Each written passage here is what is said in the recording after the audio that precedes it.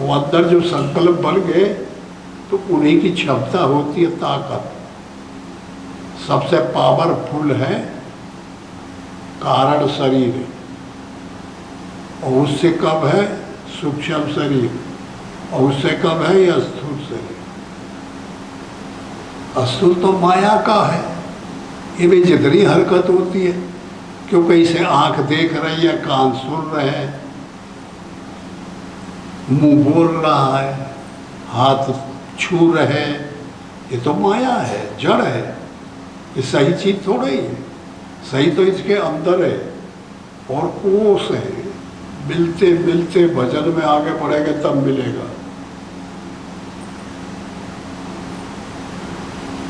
राम राम राम नाम में अंतर है, कहीं हीरा कहीं पत्थर है। अब जो हमारा मन राम राम राम राम जप रहा है और मन झट चिंतन कर गया, अंदर अंदर निकल गया, तो पत्थर हो गया ना।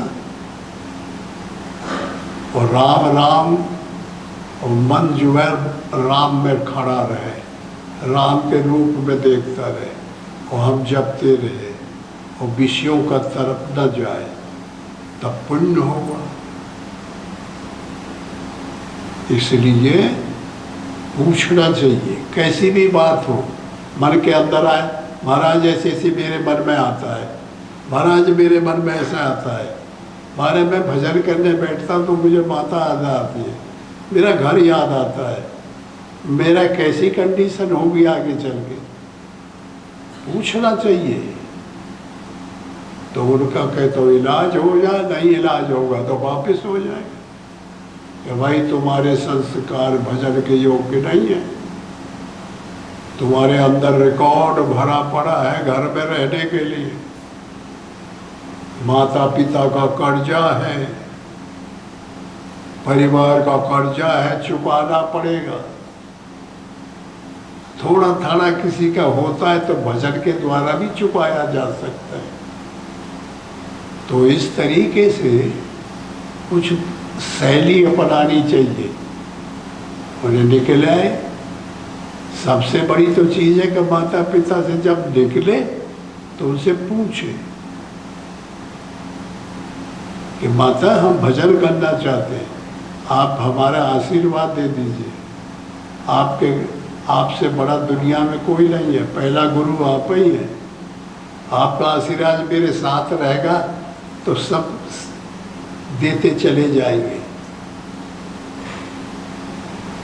और जो लड़के भागता है, झगड़ करके भागता है, वैसे घृणा से भागता है, वो बाबा नहीं हो सकता, वो गुरु का लाल नहीं बन सकता। अब वो बताइए, खाना खाए और वही कह कर दे और फिर खा ले, त्याग करे, घर से निकल आवे और फिर वो पहुंच जाए। घर से ऐसे नहीं निकला जाता है।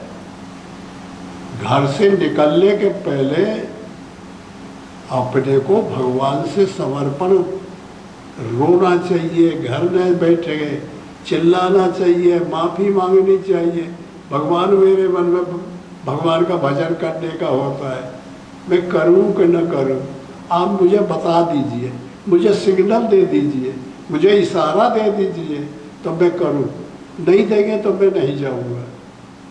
तो पहले वहाँ से निश्चय कर ले। स्वप्न में तुमको दिखाई पड़ेगा। हम जब छोटे से थे तब से हमारे मन में भजन करने की रुचि थी, लेकिन जब कम से कम 25 साल 30 साल के हुए, 25 30 25 26 27 साल, तो मन में आ गया बहुत तेजी से कि भजन करेंगे। अब अचानक तो हम सोचे में क्या किया, तो एक अच्छा आदमी मिल गया बूढ़ा, तो मैं पूछे में कि भाई हमारा मन भजन में जा रहा है, भगवान की तरफ जा रहा है, तो क्या किया जाए। तो उसने कहा कि ऐसे नहीं कुछ करना, चाहे उसके अंदर भगवान बोला हो, चाहे ओम गाइड बोला हो। उन्होंने कहा कि आप पहले भगवान से पूछ लीजिए, भगवान सिग्नल देते, इशारा देते, बताते, हर आदमी को बताते। देखिए आँख फड़कती है, अंग फड़कते हैं, छाती फड़कती है, हाथ फड़कते हैं, पैर फड़कते हैं, ये कोई बीमारी थोड़ा ही है, ये भगवान का सिग्नल है। जब हम सोचते हैं तो बुरे विचार आए तो बायां फड़केगा कि ऐसा ना कर, और जो अच्छे विचार का कोई सोच रहे मन से तो दाहिना हाथ देगा कि हाँ कर। ये शुभ है, ये अशुभ है। इतना सब महात्माओं ने प्रचार किया इस बात का, तो सब पब्लिक भी जानती है कि बायां अंग फड़केगा तो अशुभ है, दाहिना फड़केगा तो शुभ है। स्वप्न में तो हम यही सोचा करें, रात रात भर बैठ के सोचा करें, तो फिर एक रोज देखे कि भगवान स्वप्न में आप बता दो तो मैं मान लूँगा, तो घर में हूँ तो वहाँ का चित्र दिखा दीजिए, बाबा हो गया हूँ तो वो बता दीजिए तभी मैं निकलूँगा। तो बस एक रोज दिखाई पड़ गई कि लगोटी लगाए और एक बैरागी के लेके कमंडल लिए जंगल में भागे जा रहे हैं, मैं इतना दिखाई पड़ा। तो अब तय हो गया ना, अब कोई दिक्कत नहीं, फिर कभी न बन जाता है, ना कोई मतलब है, ना कुछ मतलब रह गया। और जो बदल के उनका ट्रांसफॉर्म हो गया, जो पकड़ में आया वो के अलावा अब दूसरी चीज नहीं रह गई। पहले जो नहीं तय करते, मनमानी करते, गुस्सा आ गई, झगड़ा हो गया, लड़ाई हो गई, कोई बात पड़ गई और निकल पड़ते, वो सब नहीं काम करेंगे। बगैर अनुराग के भगवान की तरफ कदम नहीं धरना चाहिए। अगर अनुराग नहीं है तो परमात्मा मदद नहीं करेंगे। अनुराग होना चाहिए, वैराग्य होना चाहिए,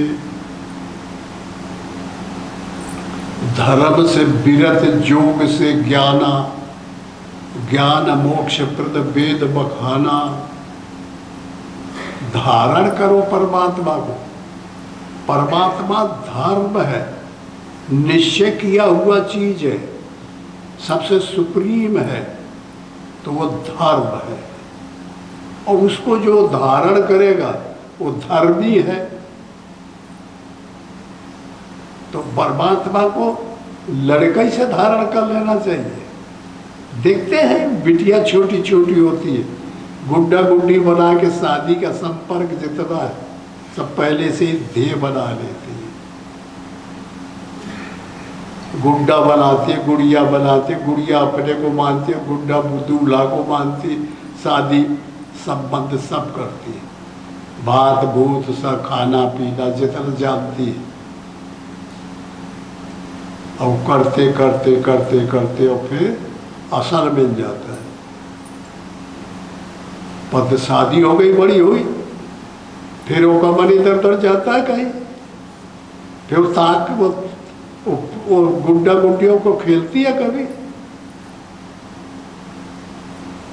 इसलिए पहले निश्चय करने के लिए बहुत सी बड़ी भूमिकाएं हैं, उनको करना पड़ता है।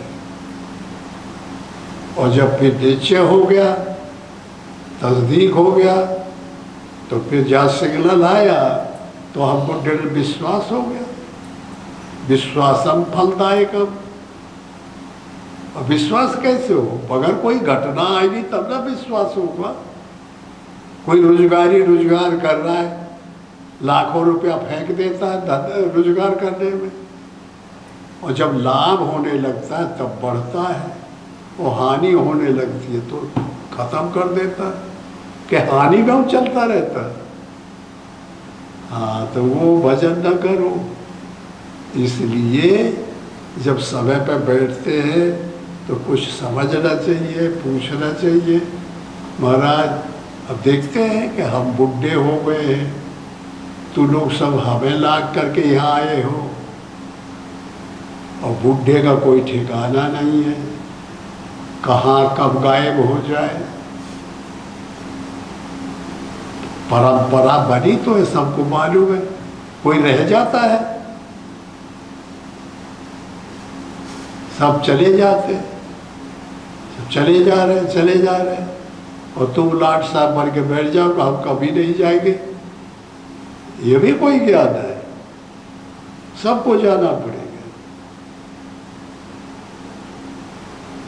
अब जाना जाना अलग है, एक रोते रोते जाते, एक हंसते हंसते जाते, एक मृत्यु को परमात्मा बना लेते, और जो जो मृत्यु की तरफ जाते थे तो प्रसन्न होते जाते। महात्माओं को ये काम है। और पब्लिक का जो अपने मन से दूसरी दूसरे वस्तुओं से प्रेम कर लिया है, तो उनको छोड़ने से दुख होता है।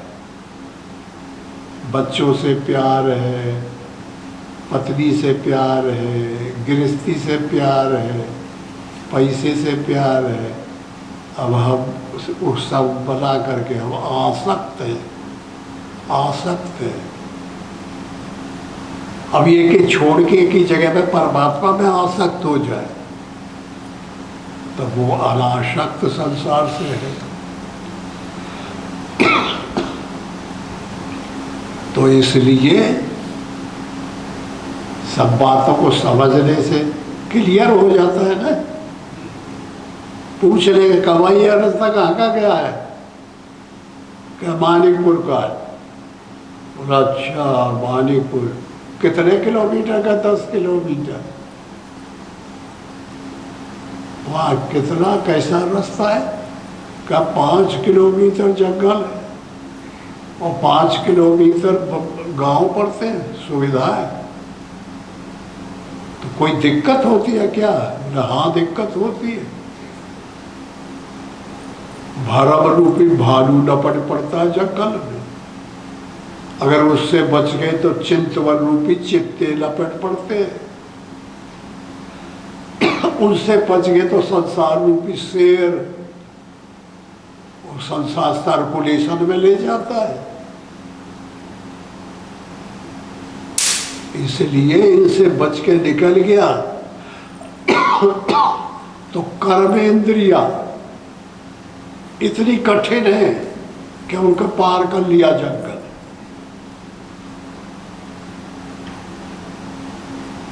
और गांव वाले में तो फिर नागर मिलेगा, नियम मिल गया, शेखापुर सत्य मिल गया, हेला हृदय में पहुंच गए, और फिर मन को पूर्ण करने में कोई दिक्कत नहीं होगी। मानिकपुर पहुंच गए। ऐसे घटाना चाहिए हर चीज को, ऐसे लगाना चाहिए। चारों तरफ से जब मन घेरा जाएगा तब मन कब्जे में आता है।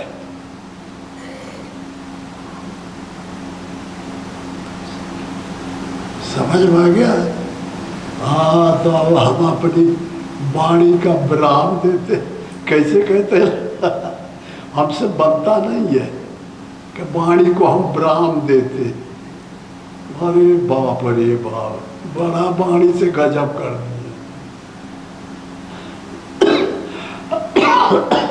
अब तू लोग क्वेश्चन करो, बाबा जी आए हैं, कौन से पूछो, समझो।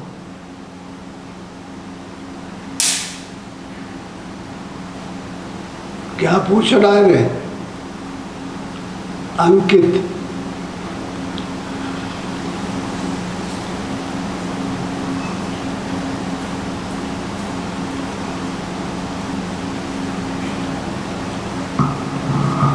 जी सोम जी, रामायण में आया है कि आपके मुंह से सुना है कि सत्संग शत्रुघ्न रूपी सत्संग है।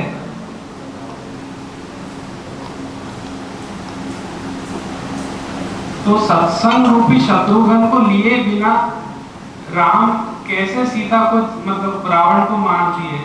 अपनी जो छोटी बुद्धि है उससे तो ये समझ में आता है कि सत्संग के बिना एक कदम भी नहीं आगे बढ़ा जा सकता। सत्संग पीरियड में रावण नहीं मारा जाएगा। सत्संग तो शुरू की बात है। सत्संग तो पहली और दूसरी भूमिका में होता है।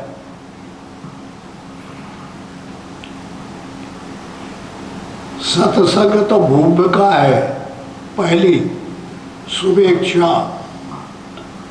तो हम समझ लें कि शुभ के कल्याण की इच्छा हमारे अंदर कैसे जागृत हो, बस सत्संग खत्म। और जब जानकारी आ गई तो आगे बढ़ गए, फिर ध्येय और ध्याता और ध्यान चालू हो गया। ध्येय गुरु, ध्याता मन, और दोनों जब मिलेंगे तो ध्यान। ध्येय पॉजिटिव है और ध्याता नेगेटिव है, और दोनों मिल जाएंगे तो बड़ी कठिनता से मिलेंगे, लप्पा छोड़ेंगे। और जब पास हो गया करंट तो फिर आगे बढ़ गया। तो आगे बढ़ गया। साधक जब पूर्व जाके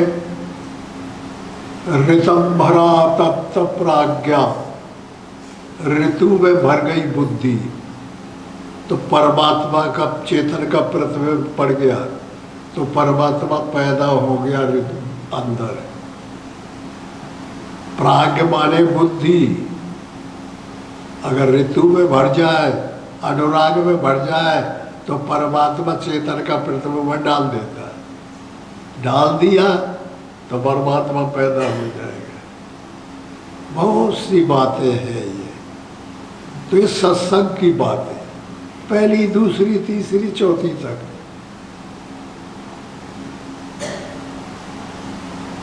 शुभेच्छा, सुविचारणा, तनुमानसा, ये स्थूल दृष्टि का साधना है।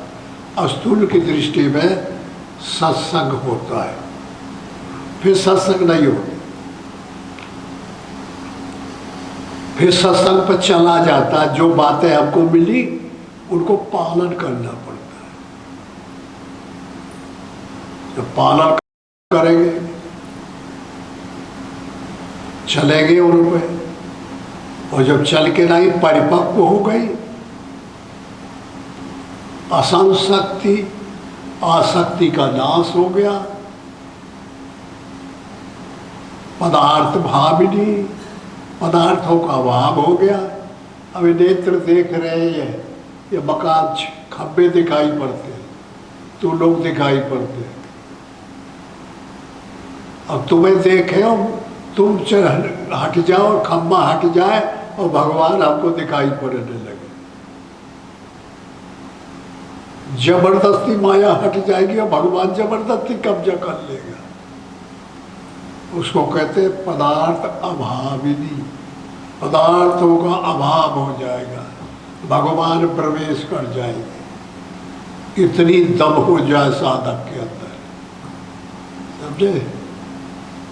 और तुरिएगा, फिर युद्ध, फिर राम रावण का युद्ध होता है। तो सत्संग की जरूरत नहीं पड़ती। समझ में आ गया? बहुत से ऊपर नीचे की बातें, ऐसे क्वेश्चन कोई मतलब के नहीं रहते। ये तो फिर वो सत्संग लेगा नहीं, कराएगा, गुरु बन जाएगा, उसके हृदय की बात है।